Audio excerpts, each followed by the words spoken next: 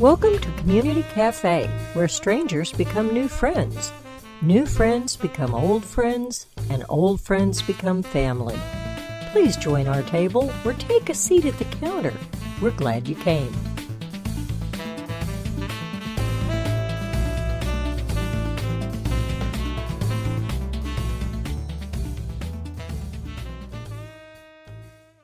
You are listening to Society Bites Radio, and I'm your host, Kate O'Neill.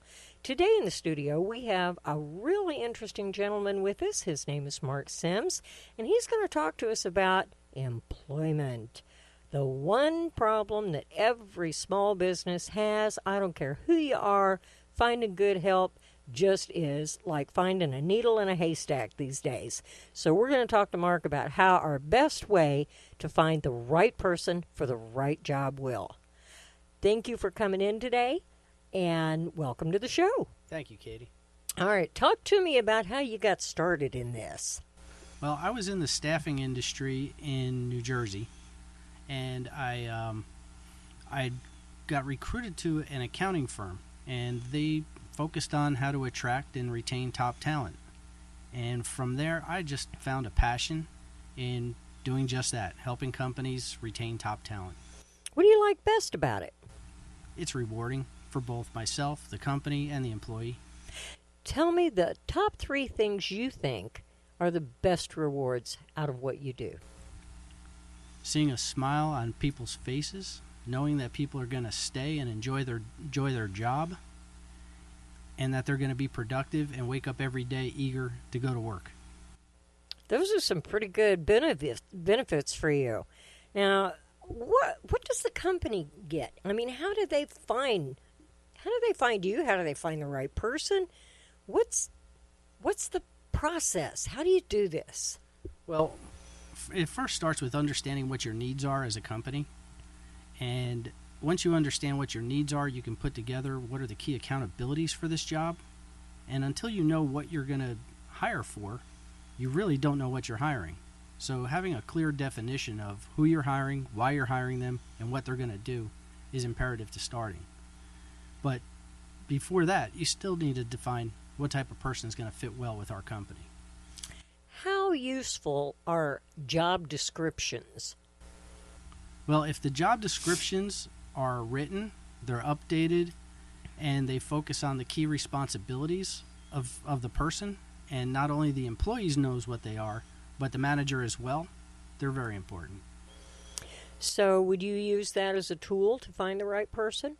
I would use that as a basis for putting together an ad that would attract the right person. But more importantly, to attract the right person, you need to write an ad that is really focused on attracting someone who is motivated by the position itself.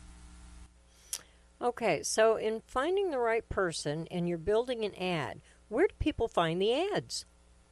Well, there's so many places these days to find ads. You have social media, Facebook, Craigslist, Indeed, so many, ZipRecruiter. They're all over the place. There's so many places, but I think you really need to know where your prospects are for who you're hiring and then advertise in those markets. Sometimes there's an association, a business organization.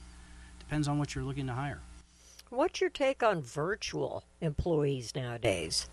I think if you hire the right person for a virtual job and you manage them effectively, I think that's going to be the wave of our future. There's so many of my fellow comrades, female entrepreneurs, who are using what they call a virtual assistant. How can a virtual assistant be any assistance if they're not with you and they don't see your files every day? They don't see your clients every day. They're doing this remotely. How effective is that really? Well, it's going to be as effective as you define what it is you want that person to do and how you want them to do it, and communication. It's got to be solid communication, transparent communication, and a two-way street. You have to set clear expectations and manage those expectations. Well, if like an office like mine, which I have files at the yin-yang here, I don't necessarily have all of it on disk or on file. How do we transfer the information one to the other? Well, you probably wouldn't hire a virtual assistant then. You'd probably need somebody who's here in-house, Okay. at least for the bulk of what you want done. Well, that was kind of where I was going with that because I see a lot of my girlfriends who are business owners. Oh, well, I'll have to call my assistant about that, or I'll have to send her this and she'll get an email out to you. I'm sorry, I kind of like personally sending emails because then they know it's from the horse's mouth. We've had virtual before, and it didn't work well because virtual was sending out emails without approval. And from what I understand, that's kind of a common problem with some of these virtual assistants. Well, then that's probably not the situation that you want a virtual assistant, but somebody who's working very close with you and with you on a regular basis. There are some situations where virtual is great, where it's writing some copy or putting together a PowerPoint presentation or managing your calendar, but it's a virtual person is not for everything.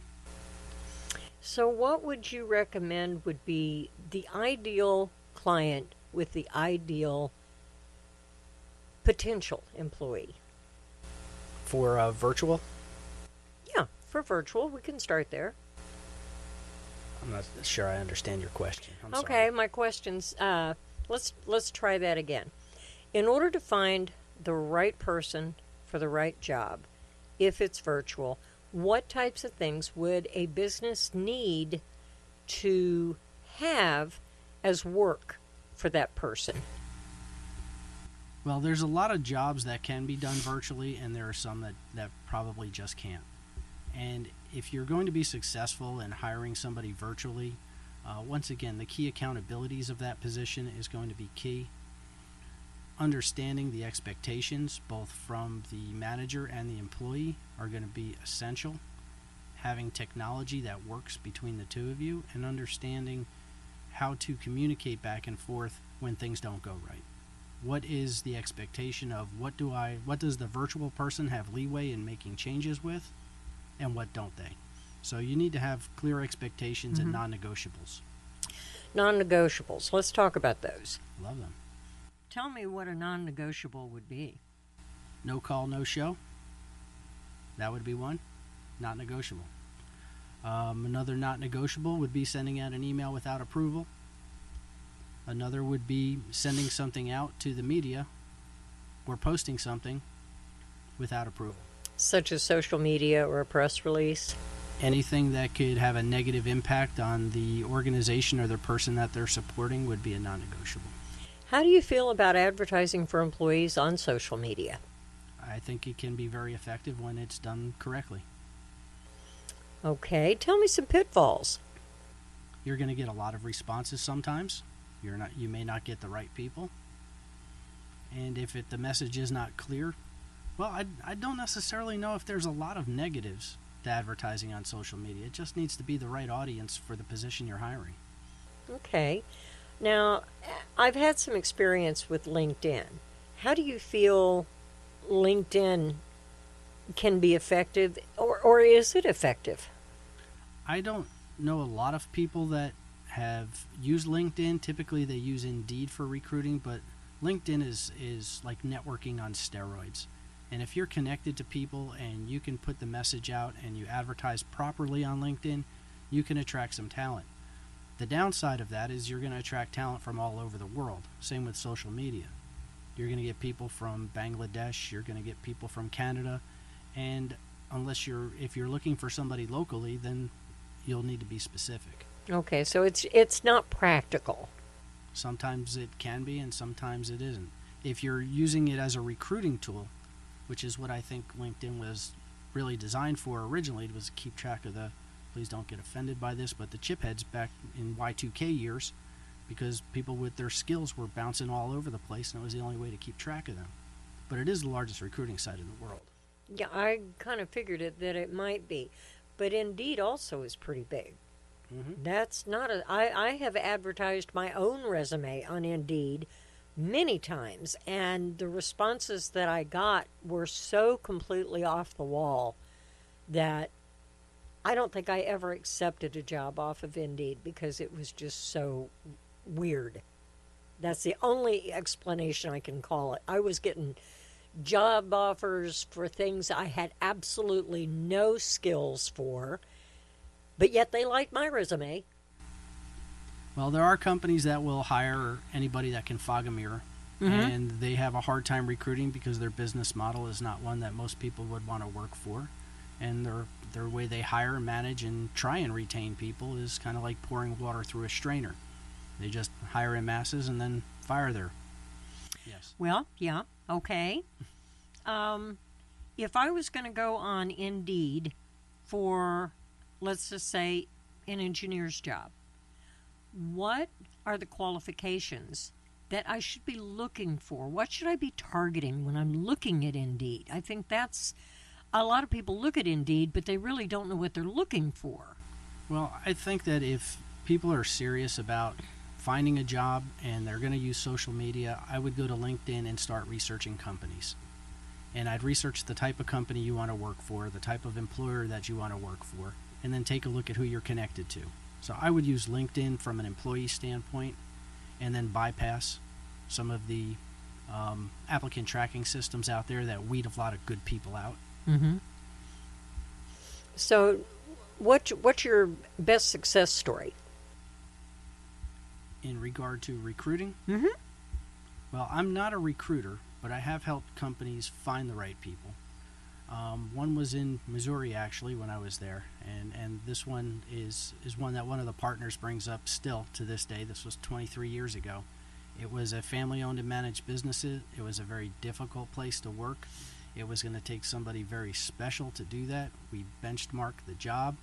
We got buy-in from the owners that this is what they wanted, and that was 23 years ago, and they're still working there. That's awesome. Yeah. That's a pretty good kudo there. Yes. You did good.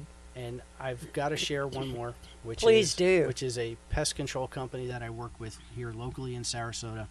Pest control, according to Forbes magazine, is the 6th worst job in America to have. They have grown since I started working with them in 2016 from 14 employees to 43 employees.